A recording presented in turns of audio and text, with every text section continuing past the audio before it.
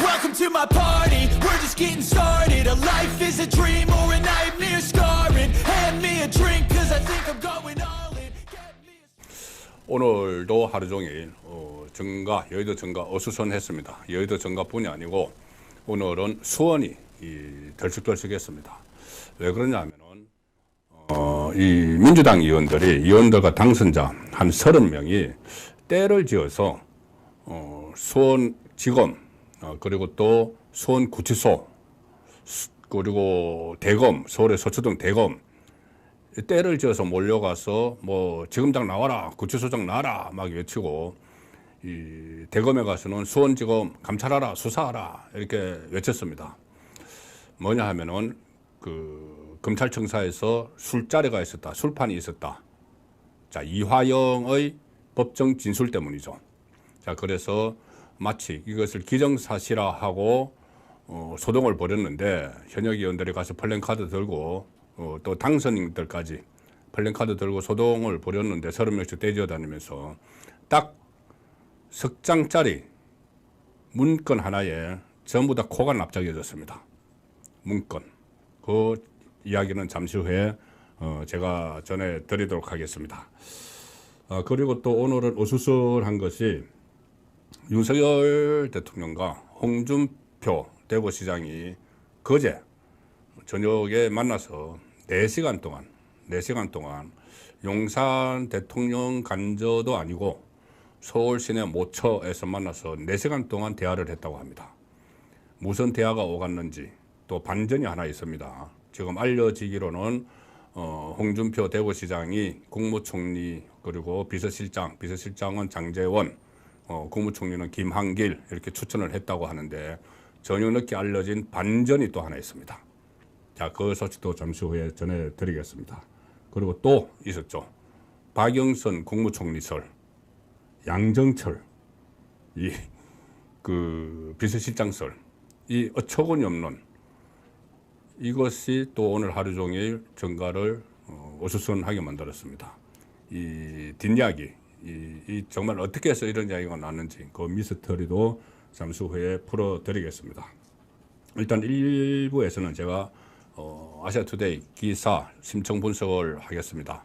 물론 아침 조간에 나온 기사가 아니고 계속 이 인터넷파는 그 업그레이드 되니까 가장 최신 기사를 가지고 설명을 드리고, 그리고 2부에서는 이슈 집중 해부, 수원지검 술판 그 이야기하고, 자, 사실 지금 이재명 조국과 관련해서 여러 가지 정치 시나리오들이 나들고 있죠. 이재명과 조국이 막 자기 대권 경쟁을 벌일 것이다. 무슨 뭐 두 당이 합칠까? 그 뭐 여러 가지 이야기들이 나오는데, 결국은 이 두 사람이 구속되지 않을 경우에 그 단서를 붙이고 정가 시나리오를 이야기해야 됩니다. 이 두 사람이 구속되면은 지금 뭐 언론에서 이야기하는 시나리오들, 자기들이 이야기하는 것들 무슨 뭐 전부 다 물거품이 됩니다. 그런데 검찰과 법원이 제대로 일만 하면은 정치권 눈치 보지 말고 선거 이겼다고 마치 온 천하를 다 얻은 듯이 호령을 하는데, 이재명과 조국 선거와 상관없이 재판하고 수사해야죠. 법대로만 하면은 모든 정치 시나리오는 물거품이 된다. 자, 그 말씀도 좀 설명을 드리겠습니다. 검찰과 법원에 이재명은 포위되어 있고 조국은 시한부 정치 인생입니다. 그리고 조국과 이준석이 뭔가 좀 착각을 하는 내용들이 있는데 이 부분도 좀 설명을 드리겠습니다. 그리고 한동훈 많은 관심은 갖고 계신데 지금 댓글에서도 보면은 한동훈을 응원하는 분들도 계시고, 한동훈이 그 일종의 좀 책임을 져야 되는 것 아닌가, 선거 완패에 대해서 그런 분들도 계신데, 제가 왜 한동훈의 필요성이 좀 부각되는지 그 대목도 제가 나름대로 분석을 토대로 해서 설명을 드리겠습니다. 자, 우선 그 지면 신청 분석입니다. 아시아투데이에서 오늘 주목되는 기사가 하나 있는데 그 기사부터 소개해 드리겠습니다. 오늘 오후에 나온 기사입니다. 아사투데이 인터넷판입니다. 수사 그리고 재판 당선인만 수십 명, 내년 4월 역대급 미니 총선 딱 1년 후죠. 자, 재보궐선거가 그 전에는 1년에 2번 있었습니다. 4월, 10월. 그런데 얼마 전부터 매년 4월에 한 차례 있습니다. 한 차례 있는데 딱 1년 남았죠. 1년 남았는데 그때 1년 후에 이 미니 총선으로 불릴 만한 이 재보선이 예정이 돼 있다는 겁니다. 일단 4월 재보궐선거가 내년 역대급 미니 총선 규모로 판이 커질 것이라는 전망이 나온다. 이렇게 되면 총선 이후 첫 선거인데 민심의 향배가 1년 만에 다시 거대 야당 견제가 거대 야당이 된 이 야당을 견제하는 것이 작동을 할지 아니면은 뭐 정권 심판론이 이어질지가 판가름 나는데 규모가 이게 크게 늘어나면은 다시 2년 뒤에 지금부터 2년 뒤에 1년 후에 재보궐선거가 있고 그 1년 후에 지방선거가 있고 그 1년 후에 대통령 선거가 있죠. 그래서 이 재보궐선거 결과가 지방선거와 다음 대선에까지 영향을 미칠 수 있다. 왜 이런 분석을 하느냐 하면은 지금 총선 선거 사범이 2,000여 명에 달하는데 당선인 그러니까 22대 국회 배지를 달 사람이 수십 명에 달한다. 제가 파악한 바로는 수십 명 중에서도 좀 기소가 돼서 재판에 넘겨질 가능성이 있는 사람이 한 20명 정도 됩니다. 그래서 이 선거법은 이 재판이 빨리 진행이 되죠. 원래 뭐 이재명 선거법 재판이 지금 질질 끌어서 그렇지 원래는 633 원칙입니다. 6월에 6개월 안에 1심, 그 다음에 2심 3개월 안에, 대법원 3개월 안에, 633, 1년 안에 다 끝내야 됩니다. 근데 선거법 사범은 벌금 100만 원만 넘어가면은 이원적이 박탈당합니다. 일반 형사사건은 금고 이상의 형을 받아야지 이원적이 날아가는데 선거법과 정치자금법은 100만 원 이상이면은 배지가 날아가죠. 그러면은 그 경우에는 선거법은 재선거 그리고 이제 다른 사유, 다른 예를 들어서 양문석 지금 또 고소 고발된 사람들 있죠.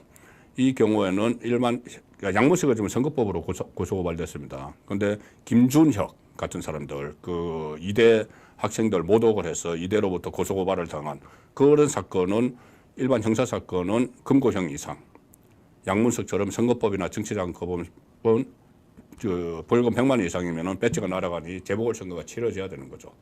물론 이것이 대법원 확정 판결까지 가야 되기 때문에 내년 4월을 넘겨서 또 내후년 지방선거와 같이 또 실시가 될 가능성도 있고 여러 가지 경우가 있지만 어쨌든 선거사범은 빨리빨리 재판을 하면은 1년 안에 재판이 끝나면은 재보궐선거가 여러 군데서 치러질 수가 있다는 것이죠.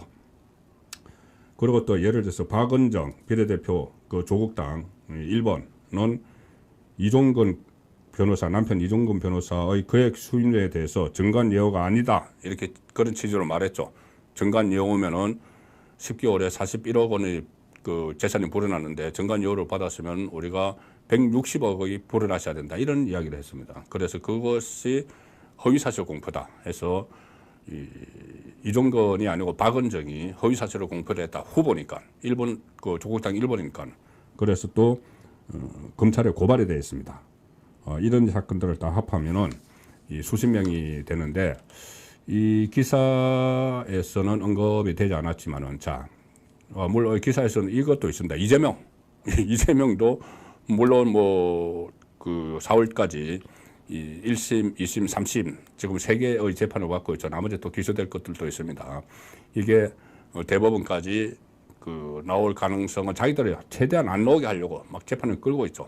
그래도 대법원까지 확정 판결이 뭐 하나라도 나오면은 인천 계양을에서도 다시 이거 보궐선거가 치러집니다. 그리고 또 선거법도 이재명은 지금 고소고발이 돼 있죠.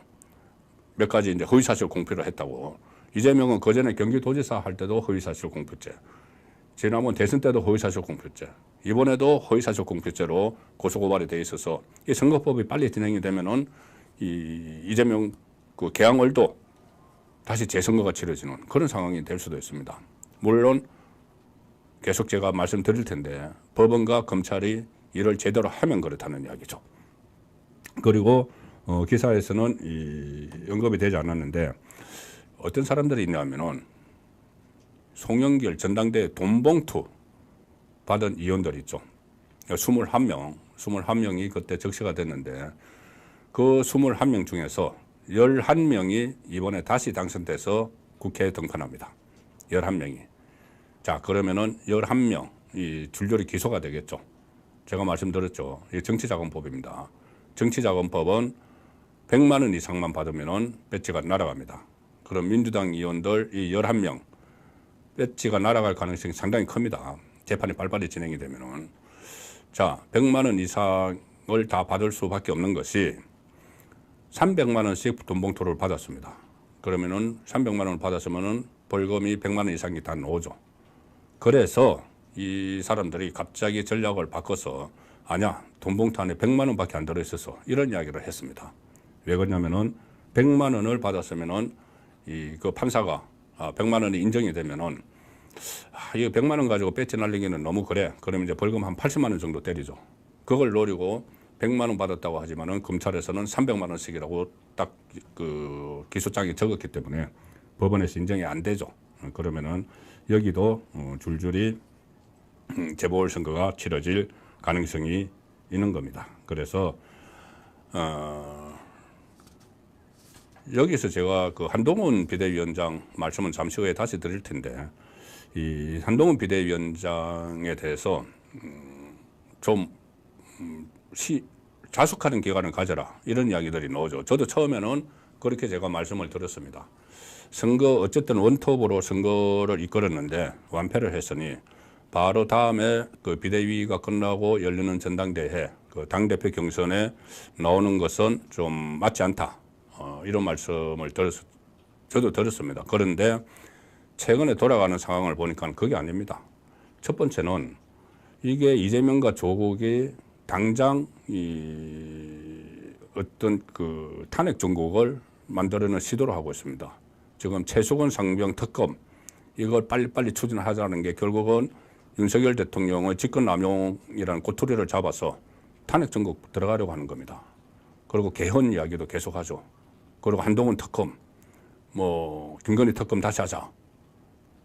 뭐 윤석열 국정조사 이 계속 나옵니다.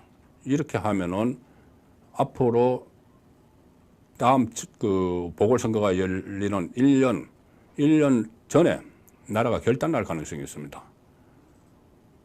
그러니까 누군가는 나서서 여기에 대응을 해야 되는데 저는 이 한동훈이 결자 해제 차원에서 나오는 것이 맞지 않느냐. 자, 그런 생각을 갖고 있습니다. 제가 이 재보궐선거를 말씀드리다가 일단 한동훈 전 비대위원장에 대해서 그 정도 일단은 언급을 하겠습니다.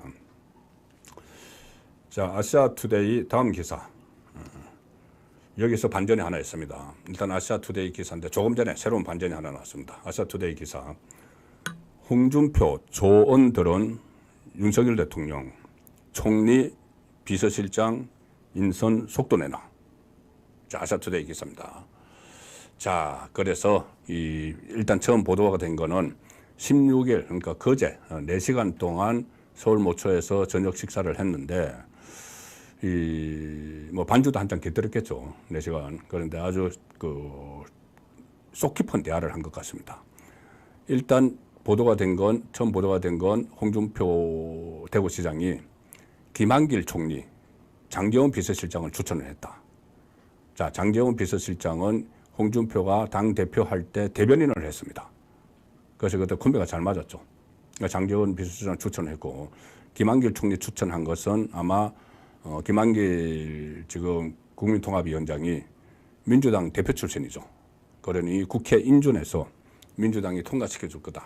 자, 그렇게 해서 이 다른 이제 여러 가지 설명은 붙였지만은 그것 때문에 이제 추천을 했다고 지금 보도가 됐었습니다. 그래서 일단 이 기사 내용은 국무총리와 대통령 비서실장 인선 혼란이 정치권을 흔든 가운데 윤석열 대통령이 인적 쇄신에 속도를 낼 것으로 전망이 되는데 지금 박영선, 양정철 야권 인사 기용설로 여야 모두 반발하는 난맥상이 이어질 경우 국정쇄신 동력까지 이룰 수 있다는 우려가 나오면서 현 상황에 대한 빠른 정리가 필요하다는 목소리가 지금 나오고 있습니다. 16일 날 이 윤석열 대통령 홍준표 시장과 비공개로 만났는데 이 자리에서 장제원 의원을 차기 비서실장으로 김한길 국민통합위원장을 총리로 추천했다. 윤석열 대통령은 우선 비서실장을 인선해서 차기 총리 인선을 진행하는 것으로 할 것으로 예측되는데 이러면 내일 장제원을 비서실장으로 임명한다. 맞습니다. 이 절차는 이렇게 해야 됩니다. 일단 비서실장을 먼저 해야죠. 그래서 비서실장의 의견을 듣고 그리고 참모들 비서실장이 되면 참모들 뭐 정무수석이나 홍보수석이나 참모 라인이 다시 꾸려지죠. 뭐 인사비서관도 그렇고 그러면은 이 참모들의 의견을 들어서 내각에 대해서 쇄신을 하는 거죠. 그래서 순차는 비서실장이 먼저인 게 맞습니다. 그런데 오늘 채널A가 조금 전에 보도를 하나 단독을 했습니다. 뭐냐면은 이 4시간 동안의 만찬에서 윤석열 대통령이 홍준표에게 당신이 총리 좀 맡아달라고 이야기를 했다는 겁니다. 홍준표 총리론. 자, 홍준표 총리는 죄송합니다. 홍준표 총리 제안을 받은 홍준표는 지금 대구시장이죠. 그리고 그전에 윤석열 대통령과 대선 후보 경선에서 마지막까지 치열하게 맞붙었습니다. 그리고 대구에 셀프 하방을 해서 대구시장을 하면서 윤석열 대통령을 계속 공격을 했죠. 청문 홍답, 청년이 묻고 홍준표가 답한다. 그 코너를 통해서 윤석열 대통령을 계속 비판을 했습니다. 그리고 심지어 이 윤석열 대통령 취임 1주년 때는 대구시장실로 이재명을 초청을 했죠. 그래서 죄를 뿌렸다. 그런 상황인데 지금 이 윤석열 대통령이 홍준표에게 홍준표 대구시장에게 총리를 제안을 했다는 겁니다. 근데 홍준표가 그걸 이제 덥석받지 못해서 그런지 정말 생각이 없는지는 모르겠지만 나는 좀 그렇고 하면서 김한길을 청거를 했다, 추천했다. 자, 이렇게 되는 건데 이게 윤석열 대통령 입장에서는 그렇게 할 수 있다고 봅니다. 왜냐하면은 지금 민주당 출신들 좀 잠시 후에 말씀을 드리겠지만은 민주당 총리로 박영선 이런 이야기가 나오죠. 그런데 그것은 정말 보수 우파 입장에서 받아들일 수 없는 거고 홍준표 정도는 그래도 총리를 시킬 수 있지 않겠느냐. 그 정도 이제 윤석열 대통령 생각을 하고 홍준표라면은 야당에서도 인준을 그냥 부결하기는 좀 어려울 거다. 왜냐하면은 홍준표에 대해서 민주당 지지자들 중에서도 홍준표를 응원하는 사람들은 많습니다. 일종의 역선택 이야기 과거에도 계속 나왔었죠. 자, 그런데 만약에 홍준표를 총리로 하면은 대구시장 보궐선거를 치러야 되죠. 그러면 국민 또 세금이 또 수십억 들어갑니다. 그것뿐이 아니고 홍준표는 이미 한 번 중간에 그만둬서 두 번 그만뒀죠. 그때 경남도지사 한 번 그만둬서 이제 총선에 나간다고, 대선에 나간다고. 그때는 보궐선거가 안 치러지게 이제 날짜를 조정했죠. 그런데 대구에 가서 국회의원을 하다가 대구시장 나간다고 수성에 국회의원직을 던져버렸죠. 그때 보궐선거가 치러졌습니다. 이미 한 번. 그래서 이인선 의원이 지금 의원이 당선이 됐는데 본인이 임기를 다 마치지 않고 다른 자리로 가기 위해서 한번 보궐선거를 치르게 했는데 또 그렇게 할 수 있느냐. 그 논란이 일어날 수가 있습니다. 그래서 저는 홍준표 카드가 오히려 이 부작용이 좀 많이 있다. 그렇게 보기 때문에 이 홍준표 본인이 일단 총리 제안을 고사를 했는데 계속 윤석열 대통령이 이걸 맡아달라고 이렇게 할 끝까지는 없다.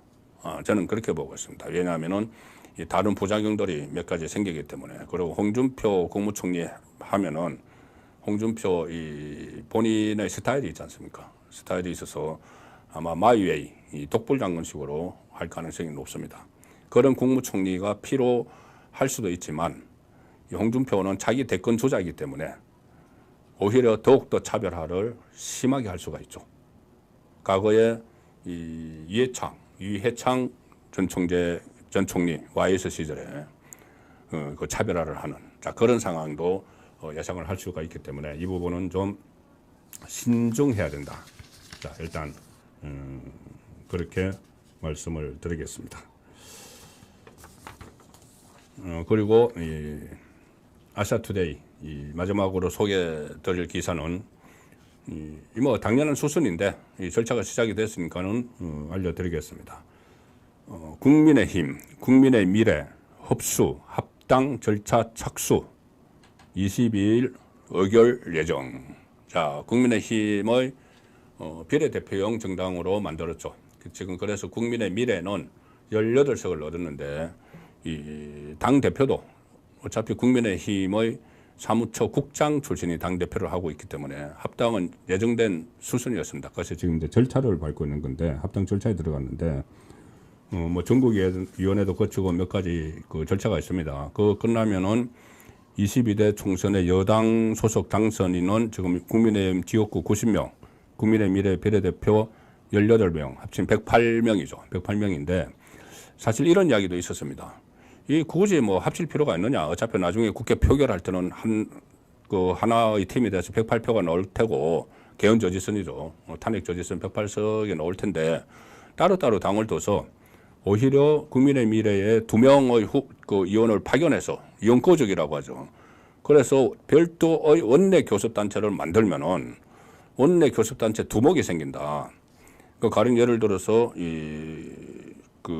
원내 교섭단체 대표 연설을 할 때도 국민의힘, 국민의 미래 두 사람이 여당의 입장을 설명하는 그런 연설을 할 수도 있는 것 아니냐. 그런 아이디어도 나왔지만 일단은 정도로 그냥 가기로 결정을 한 것 같습니다. 자, 아시아투데이 이 지면 분석은 여기서 마치고 자, 지금부터 본격적으로 이슈 집중 분석을 시작을 하겠습니다. 이슈 집중 분석 시간입니다. 일단 이화영과 민주당 수원지검 술판 이슈화하는 이유는 이 첫 번째 주제인데 여기서 제가 반전이 있다고 말씀을 드렸죠. 이 수원지검 술판 이것은 내용이 뭐냐면은 제가 간략하게 정리해 드리면 이렇습니다.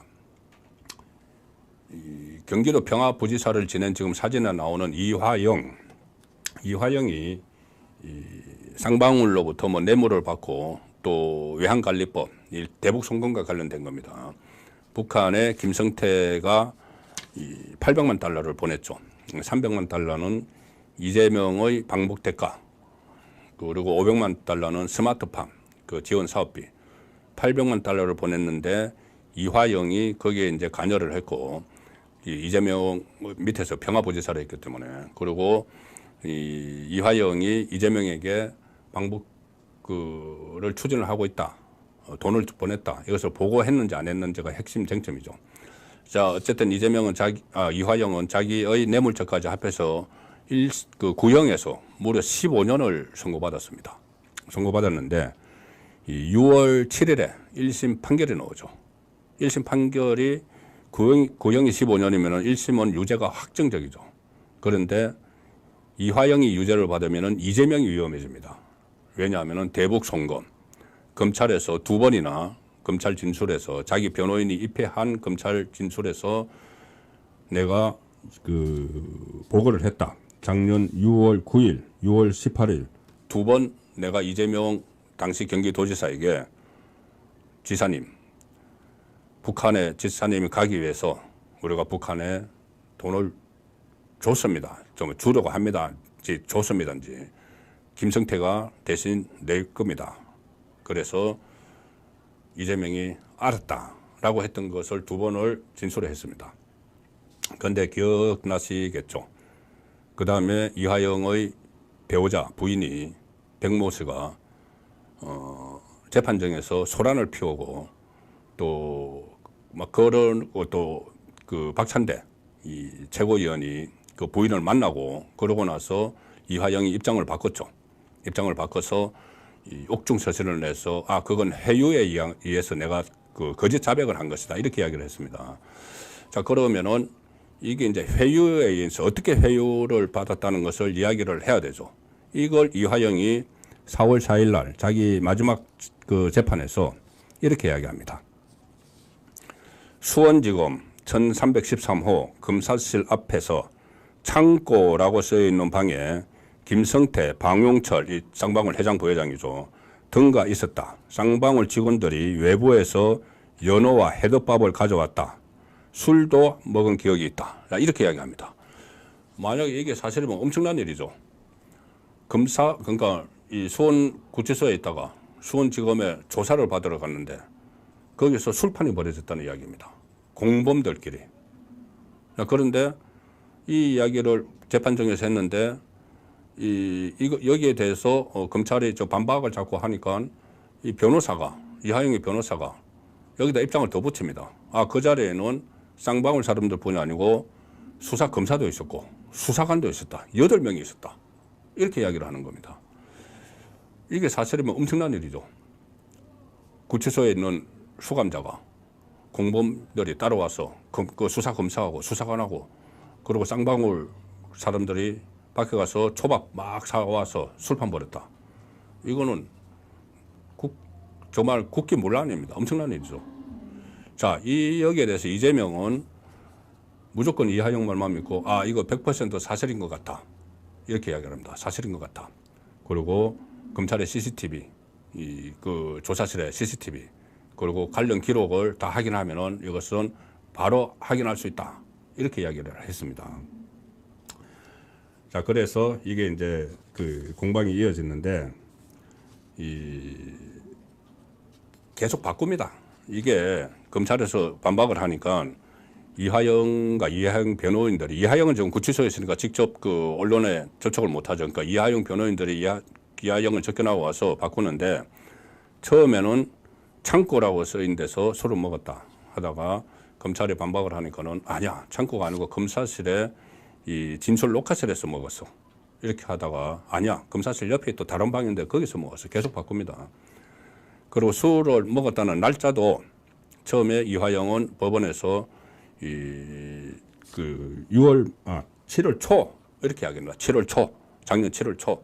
그런데 이 변호인들이 7월 초 하면 좀 이제 또 검찰이 반박을 해서 안 맞는 것 같으니까 아니야, 6월 말이야. 이렇게 했다가 그것도 또 좀 안 맞는 것 같으니까는 오늘은 7월 3일 이야기를 했습니다. 자, 이렇게 되니까 이게 왜 이런 식으로 이렇게 되니까 이제 민주당 의원들이 그냥 앞뒤 가리지 않고 일단 이재명을 보호를 해야 되니까 만약에 이게 이재명에게 이화영이 보고했다는 것이 이화영의 1심 재판에서 유죄로 인정되면은 이재명은 완전히 바로 구속영장을 청구를 해야 됩니다. 지금 대북 송금 같은 경우에 저번에 이 백현동 사건하고 다 묶어서 그 구속영장을 청구를 했는데 국회에서는 체포동의안이 통과가 돼버렸죠. 그런데 유창훈 영장판사가 기각을 해버렸죠. 그래서 그때 백현동하고 다른 거 다 떼서 기소를 하고 대북 송금은 수원지검으로 돌려보내서 수원지검이 갖고 있습니다. 선거 전에 이것 가지고 구속영장을 쳐야 된다는 이야기가 있었는데 이원석 검찰총장이 그때 좀 주저했다는 말씀을 제가 들었은 바가 있습니다. 그래서 선거 후에 이제 구속영장을 친다 이렇게 됐는데 지금 선거 후죠. 그러면은 영장을 쳐야 되는데 만약에 이화영이 보고를 2번 했다는 게 1심 법원에서 이화영 재판부에서 인정을 해버리면은 구속영장을 안 칠 도리가 없는 거죠. 구속영장을 혹시 안 치더라도 추가 기소는 해야 되는 거죠. 그 혐의를 집어넣어서. 간접 뇌물입니다. 그래서, 이것 때문에 지금 민주당이 이재명 보호에 나서서 제가 처음에 말씀드린 대로 30명의 친명 의원들 중심으로 30명, 그리고 이 당선인들. 오늘 제가 보니까는 김준혁까지 있던데 그 막말 막 했던 그 대학 교수라는 사람이 오늘 그 수원지검, 대검, 구치소 앞에 가서 의사회사 하면서 지검장 나와 뭐 이렇게 막 고압적으로 막 그렇게 했습니다. 자, 그런데 이게 반전이 일어났습니다.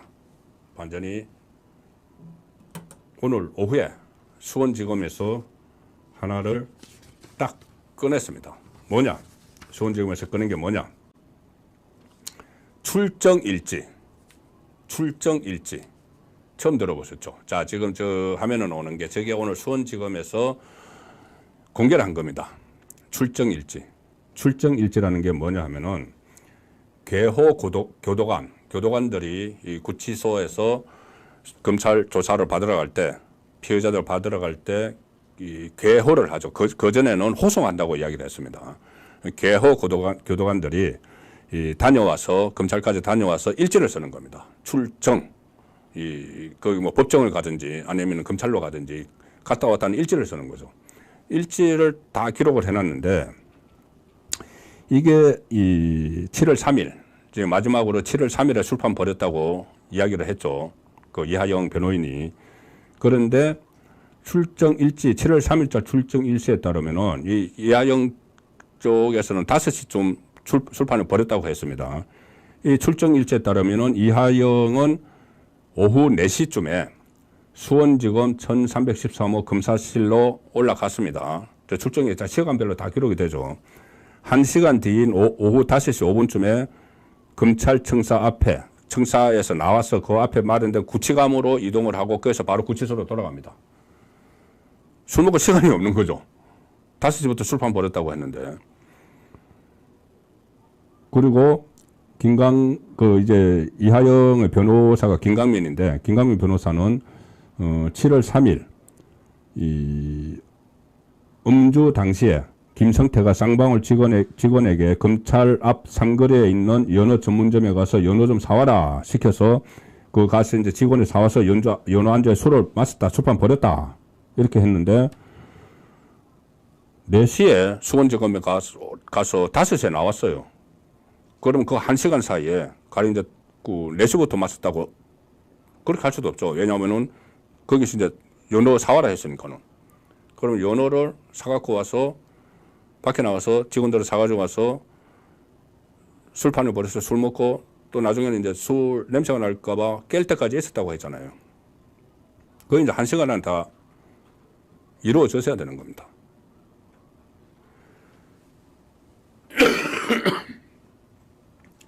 그러니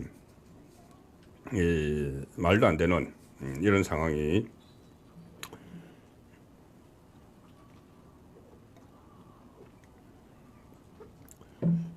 오늘 수원지검이 공개한 출정 일지에 의해서 이게 다 들통이 나버린 거죠.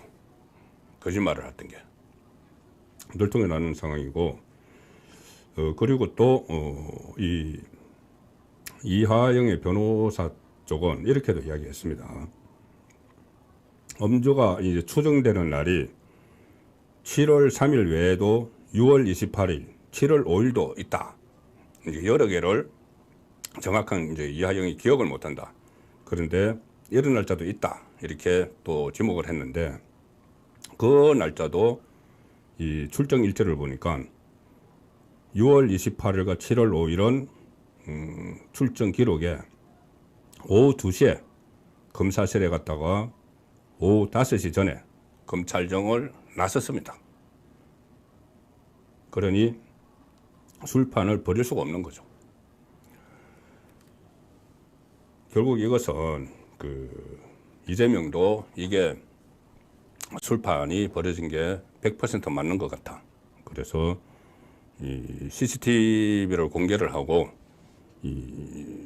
그때 당시 이 기록을 확인하면 끝나는 것 아니냐 이렇게 이야기했죠. 근데 CCTV는 3개월이 지났기 때문에 없습니다. 그 복대 CCTV가 다 삭제가 되죠. 뭐 민주당 사 안에 CCTV도 3개월 지나면 다 없어질 겁니다. 그리고 기록을 확인하면 된다. 기록 내놨죠. 그래서 기록 확인 결과는 결국은 이게 거짓말이 들통이 나는 그런 상황이 된 겁니다.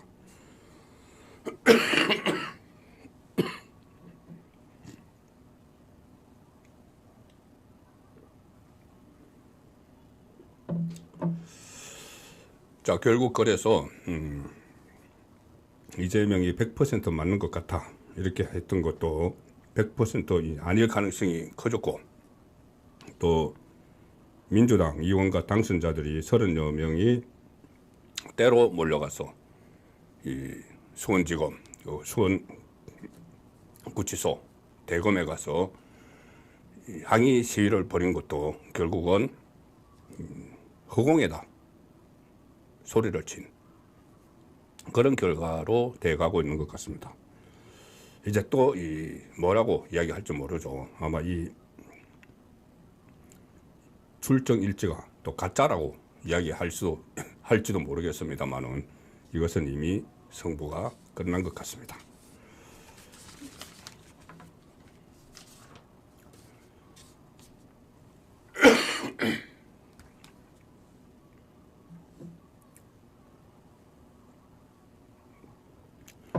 자, 두 번째 전해드릴 이슈 집중 분석은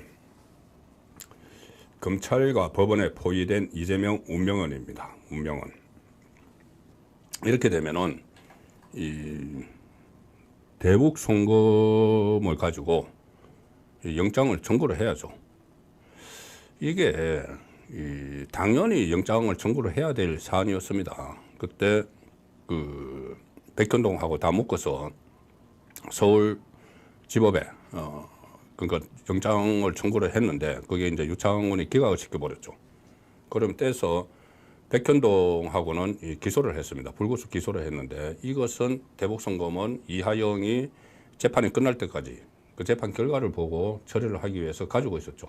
그러면은 이제 재판 선고가 나오면은 당연히 영장을 쳐야 됩니다. 그리고 사실 선고가 나오기 전에도 충분히 영장을 칠 수가 있는 사안이죠.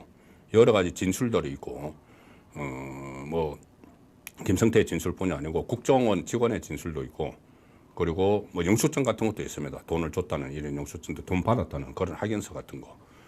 그렇기 때문에 당연히 영장을 쳤어야 되는데 지금 들리는 이야기로는 그 이원석 검찰총장이 상당히 신중한 입장이었고 지금도 마찬가지다. 신중한 입장이라는 겁니다.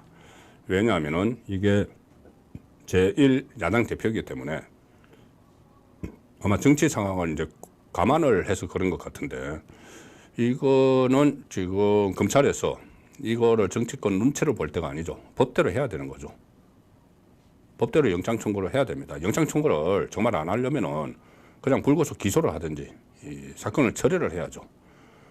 이제 이재명에게서는 지금 가장 무서운 게 지금 사법 리스크 중에서 뭐 1심이 연내에 놓을 거는 위정교사 그리고 선거법인데 이거는 질질 끌면은 좀 얼마든지 끌 수가 있습니다. 나중에 1심에서 유죄 나오면서 뭐 법정 구속이 될 수도 있지만은 지금 비회기 중이죠. 비회기 중에 영장을 빨리 치면은 국회 체포동의안 안 거칩니다. 그냥 영장 실질 심사를 하게 되죠. 그러면 이거는 이번에는 저번에 유창호는 서울중앙지법인데 이번에는 수원지법에서 영장 실질 심사를 하게 됩니다. 그렇게 되면은 이게 그 법대로 그렇게 하는 것이고 만약에 그렇게 하지 않으면은 검찰의 흑역사로 남을 수가 있습니다. 그래서 제가 이 검찰과 법원에 포위된 이재명의 운명이라고 했는데 자 이렇게 이제 검찰에 이런 게 있고 또 검찰에서 수원지검에서 수사하는 것 중에서 법인카드 있죠. 경기도 법인카드. 이거는 조명현 씨가 계속 그 진술을 다 했기 때문에 그 진술을 가지고 좀 수사를 하고 있습니다.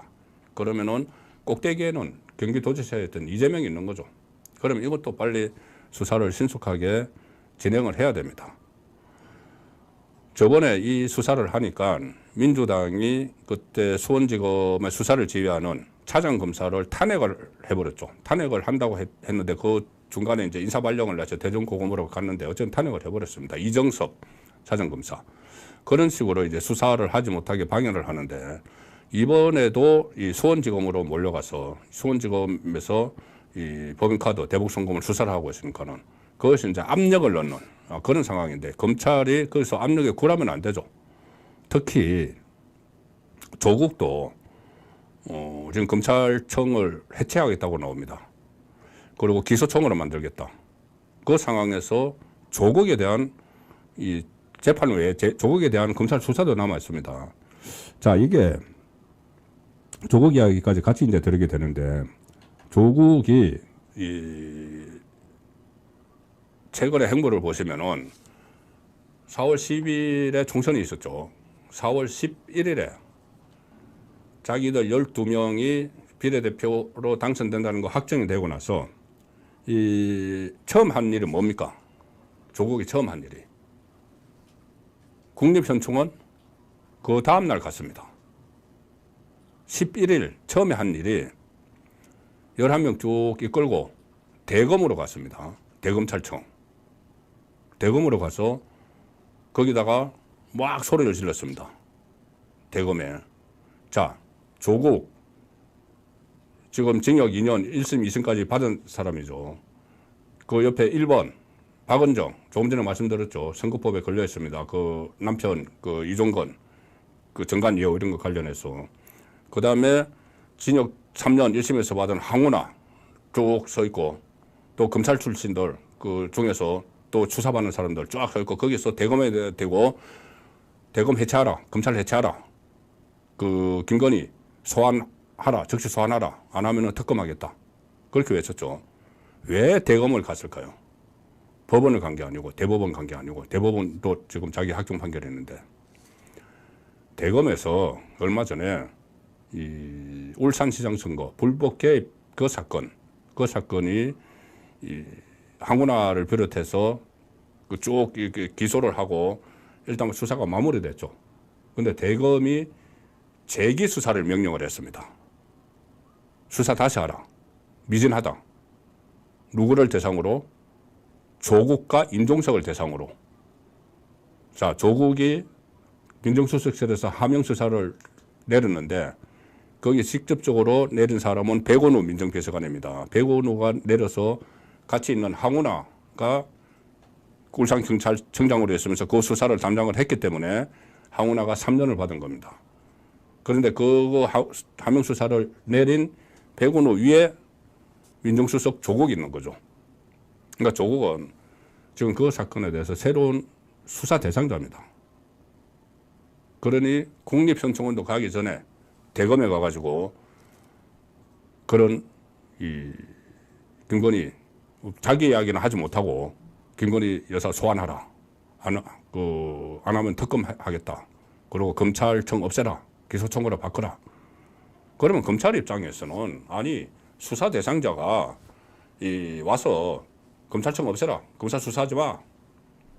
그리고 제가 조국의 착각이라고 말씀드렸는데, 조국 아직 제3당 대표 아닙니다. 조국을 비롯해서 그 12명 임기는 5월 30일부터 시작됩니다. 아직 조국은 국회의원도 아닙니다. 그 제3당 대표로서 나도 윤석열 대통령과 회담하겠다 이렇게 하는데, 이게 착각이에요. 지금 당대표 아니고 국회의원도 아닙니다. 그런 입장에서 이 검찰에 가서 이렇게 이 검찰청 그 폐지 이야기까지 하는데, 검찰에서 이 선거에서 여당이 졌다고 그 눈치 보면서 제대로 일을 하지 않는다. 그리고 조국뿐이 아니고 이재명에 대해서 이원석 검찰총장이 검찰의 수장으로 있으면서 지금 범죄 혐의자들이 검찰청 없애라 하고 이재명 구하겠다고 그 검찰총장 그 밑에 있는 수원지검, 그리고 검찰총장 있는 대검, 거기 가서 왜 술판 벌였느냐 막 하는데, 술판 벌인 게 아닌 게 지금 확인이 되고 있죠. 그리고 특히 저는 이 술판 벌인 적이 없다고 제가 확신하는 것이, 조금 전에 이제 일지도 그렇지만은, 자, 그 교도관들이 있지 않습니까? 교도관들 38명을 전수조사를 했다는데, 38명이 교도관들은 항상 그 재수들하고 같이 있죠. 같이 있고 그 옆에서 이제 대기를 하고 있는데, 음식 들어가는 거, 술 먹은 거 그걸 다 알죠. 그런데 38명 중에서 단 한 명도 그런 걸 본 적이 없다고 이야기를 했습니다. 그러면은 한통속이니까 그런 거 아닌가? 아니죠. 교도관들은 법무부 소속입니다. 술판은 검찰에서 벌어진 거죠. 오히려 그렇다면 법무부 소속이 검찰에서 그런 게 벌어졌으면 오히려 위에다 다 보고를 하겠죠.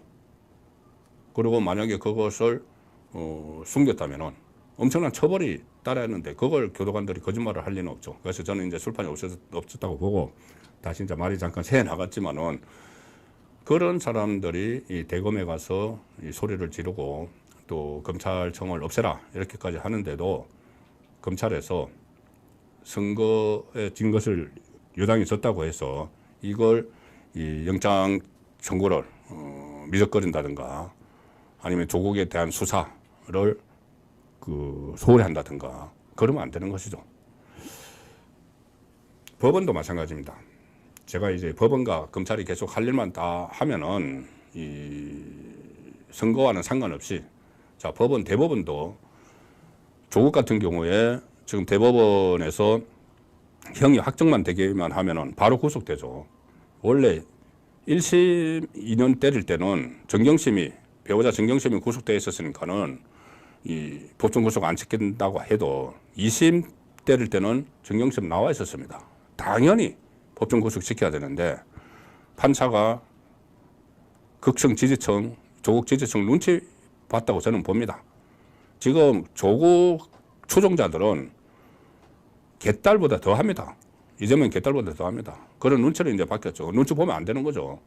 그래서 어쨌든 2심에서 법정 구속을 안 시키니까 여기 당을 만들어 가지고 극성 지지층들 끌어모아 가지고 지금 막 큰 소리 막 치는 거지 않습니까? 그러면 법대로 지금 대법원 3부에 배당이 됐습니다. 보통 대법원의 사건이 배당이 되면은 통상적으로 한 달 정도 있으면은 결정을 내립니다. 최종 선고를 합니다. 선고를 하면은 조국은 무조건 인용 그대로 확정이 되고 이 구속이 돼야 되는 거예요. 왜 그러냐면은 대법원에서 파기환송되는 경우는 이 1심과 2심의 판결이 달랐을 때 이거 1대1 사건이라고 하는데 그때 파기환송되는 그 비율이 한 3% 된다고 합니다. 그런데 1심과 2심이 판결이 같았을 때 지금 조국이 거기 켜 있습니다. 1심 2년, 2심 2년 2대0 사건인데 이 사건이 파기환송될 가능성은 0.000%, 0.0001% 이런 정도니까 그대로 진행만 그대로 하면은 한 달 내에 구속이 돼야 됩니다. 그런데 조국은 또 법대 교수를 했고 법꾸라지니까 여러 가지 지연수를 쓰고 있죠. 하나는 법관 기피 신청. 그리고 그러면 이제 시간 겁니다. 또 하나는 이것을 전원 합의체로 돌리는 시도. 전원 합의체로 돌리는 경우는 지금 3부 4명의 대법관이 하는데 4명 중에서 1명이라도 선거에 반대를 하면은 전원 합의체로 갑니다. 대법원장이 주심이 되는 13명이 같이 하는. 그러면 한 1년까지 끌어버립니다. 제가 과거에 이석기 사건 이런 걸 보니까 한 5개월 정도 끌고 뭐 1년 끈 것도 있습니다. 최강욱처럼. 이걸 지금 조국이 핵책을 하는 건데 이게 대법관들이 제대로 법대로 하면은 회피 신청 재빨리 기각을 하고 4명의 그중에서도 좌파인간이 어떻게 대법관들이 보수 성향, 진보 성향 이렇게 분류가 되는데 진보 성향이 한 2명이 있다고 합니다. 이 사람들이 이 결정을 안 하면은 전원 합의체로 가버리는 거죠.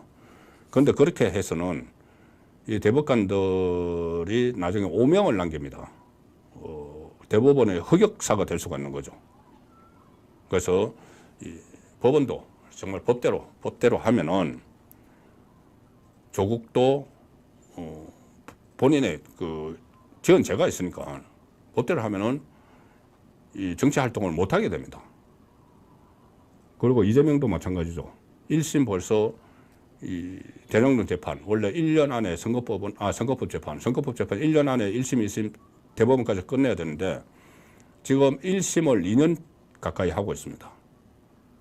대법원장이 김명수 체제에서 조희대 체제로 바뀌었는데도 계속 그런 행태를 보이는 거죠.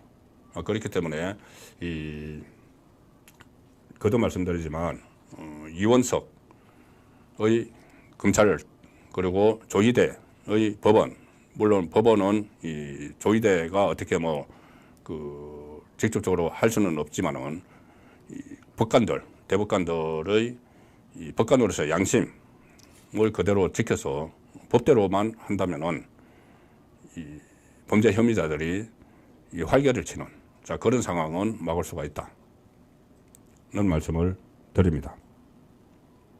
또 하나, 이 방해 공작이, 그러니까는 김동아라고 있죠. 지금 서대본에서 그 당선된 김동아.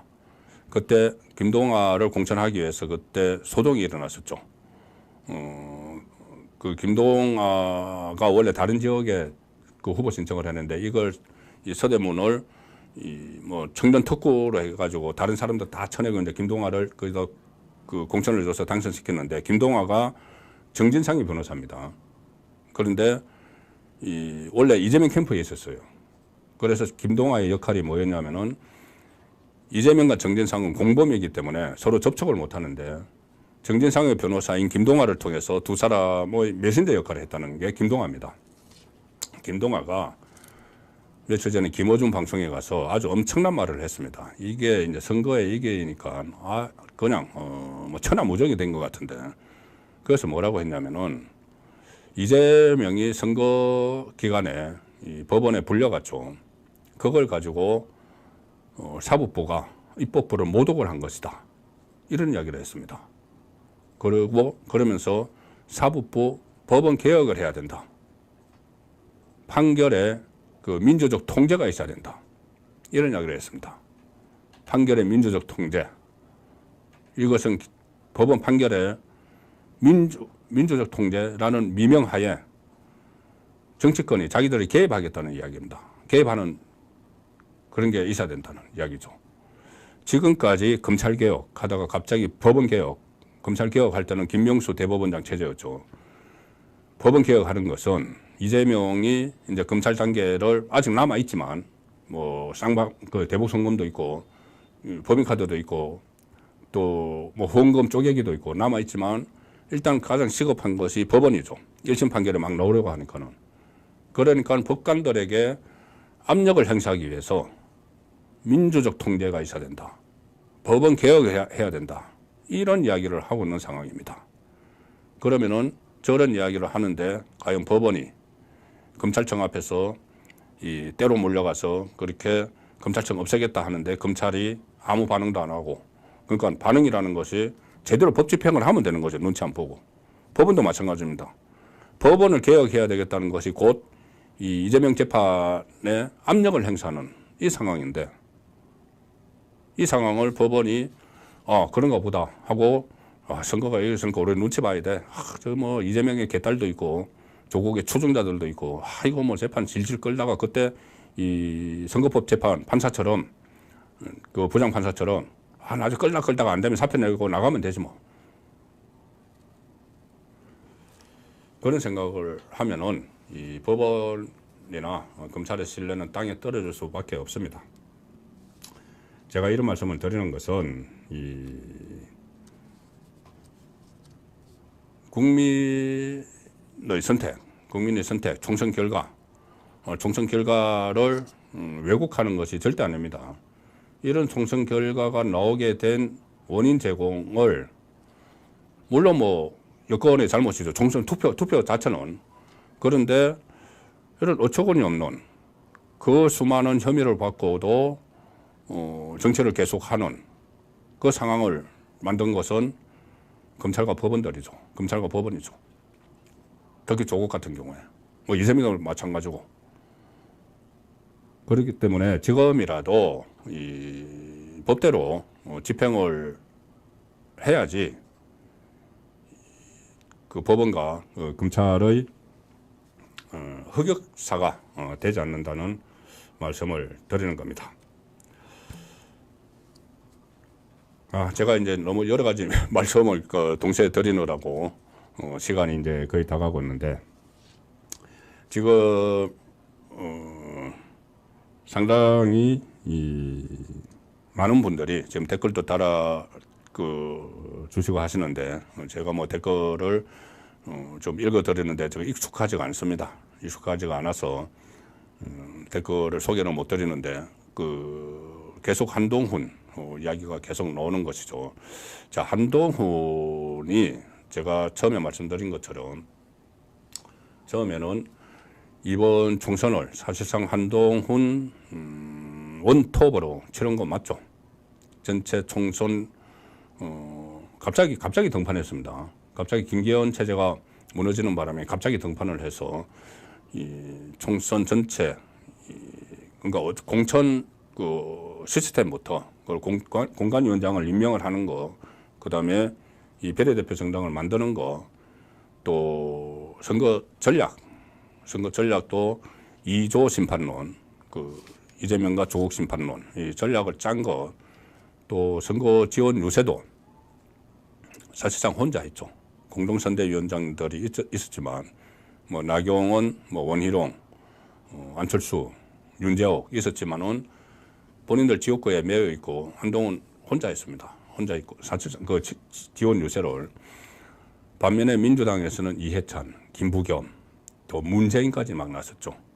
그래서 어쨌든 이 결과로 물론 45%의 국민이 이 지역구 투표에서 국민의힘 후보를 찍었지만 결과는 지역구에서 161대 90 전체적으로 이 완패를 했죠.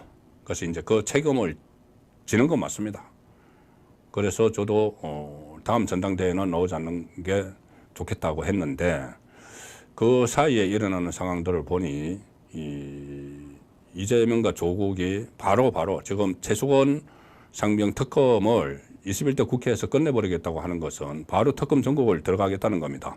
뭐냐 하면은 법원과 검찰이 움직이기 전에, 제가 조금 전에 말씀드린 법대로 움직이기 전에 정치적으로 혼란스럽게 만들어야지 오히려 그것을 이제 자기들이 살 길이라고 생각을 하는 거죠. 저는 그렇게 봅니다. 물론 딱 그것 때문에 자기들 그 개인 이재명 조국 두 사람 개인 때문에 전국을 완전히 엉망으로 만든다 이렇게까지 이제 말씀드리기는 그렇지만은 그런 요소가 충분히 개입돼 있다고 저는 보는 거죠. 그래서 이 상황 같으면은 누군가 대통령은 못합니다. 대통령은 뭐 정치에 개입하면 안 되니까 못합니다. 야당에서 해야 되는데 지금 제가 알기로는 야당의 중진들이 다 꺼려합니다. 당대표를 맡기를.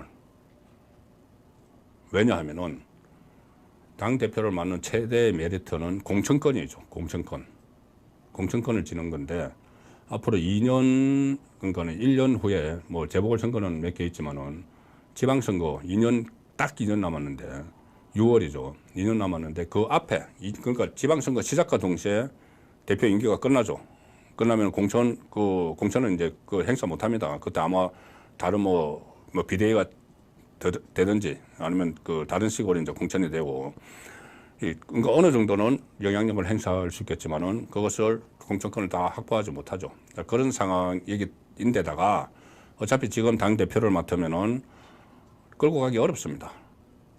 워낙 극심한 요소여야 되기 때문에 그래서 아무도 십자가를 매려고 하지 않는데 이 상황에서 저는 한동훈이 매야 된다고 보는 거죠. 물론 이제 경선을 통해서 당 대표가 돼야 되는데 경선에서는 지금 어쨌든 유리한 위치입니다. 왜 돼야 되느냐 하면은 일단은 결자 해지를 저는 말씀을 드리고 싶습니다. 결자 해지. 책임이 있으면은 본인의 책임을 그냥 이 당을 떠난다고 지는 것이 아니고 당을 회생시키는 데까지 책임을 져야죠. 그리고 개인의 명예훼손도 해야 됩니다. 명예훼손된 명예를 회복을 해야 됩니다. 지금 홍준표 시장을 비롯해서 아주 원색적으로 지금 비난을 하죠. 앞으로 당에 얼씬거리지도 마라. 문재인의 사냥개 이런 이야기까지 듣는데 본인 명예회복을 해야죠. 명예회복을 하는 길은 당을 다시 재건을 하고 이 1년 내에 결단 날 것 같은 이런 이재명과 조국의 이런 선전선동을 앞장서서 막는 겁니다. 그러자면은 당권을 가지고 다 지휘권이 있어야 되는 거죠. 그렇기 때문에 한동훈 저는 그 조기 등판을 지금 강력히 요구를 하는 겁니다. 왜 그러냐면은 상황이 지금 초비상 상태죠. 초비상 상황에서 다른 사람이 선뜻 맡으려고 하지 않는 당대표직을 물론 당원들의 선택을 받는 그 절차를 거쳐서 한동훈이 맡아서 결자 해지를 해서 또 한동훈은 법률가 출신이니까 제가 조금 전에 말씀드린 이 그러니까 법원과 이 검찰이 법대로 움직여야 된다. 이런 것을 충분히 저보다 훨씬 설득력 있게 이야기를 하고 또 그것을 뭐 그런 분위기를 조성할 수 있는 능력이 있기 때문에 한동훈의 이 조기 등판 저는 필요하다고 계속 말씀을 드리고 있습니다. 자, 오늘 제가 뭐 여러 가지를 준비를 했지만 결론은 이게 법원과 검찰이 이 총선에서 여당이 졌다고 해서 오히려 이렇게 위축되거나 뭐 눈치를 보거나 혹시라도 다음에 정권이 바뀔까 뭐 그까지 생각을 안 하겠지만은 어쨌든 이 정치적인 상황과는 다르게 정치적인 상황을 눈치를 보지 말고 법원이 할 일, 검찰이 할 일을 해야 된다는 그 말씀을 드리는 것이고, 또 하나 정치권에서는 한동훈이 다시 조기 등판을 해서 보수 우파 진영을 추스리는데 앞장서는 것이 지금 상황에서 맞다. 너무나 초비상 상태이기 때문에 한동훈이 결국은 결자 해제를 해야 된다. 그 말씀을 오늘 1시간 동안 드렸습니다. 공감을 하시는 분들도 계실 테고, 물론 뭐 공감 못 하시는 분들도 계실 줄 압니다. 그렇지만 모든 것은 45% 지역구 투표에서 국민의힘 후보를 찍은 45% 국민을 항상 생각해야 됩니다. 윤석열 대통령이 총리를 인선을 하는 것도 저는 마찬가지라고 봅니다. 그래서 저는 이 시간 관계상 구체적으로 말씀 못 드렸지만은 박영선 총리에 대해서는 절대 반대합니다. 자, 늦은 시간까지 함께 해주신 여러분께 감사드리고, 다음 주 목요일에는 또 좋은 또 알찬 소식을 갖고 찾아뵙도록 하고, 오늘은 여기서 마치겠습니다. 편안한 밤 보내시기 바랍니다. 고맙습니다.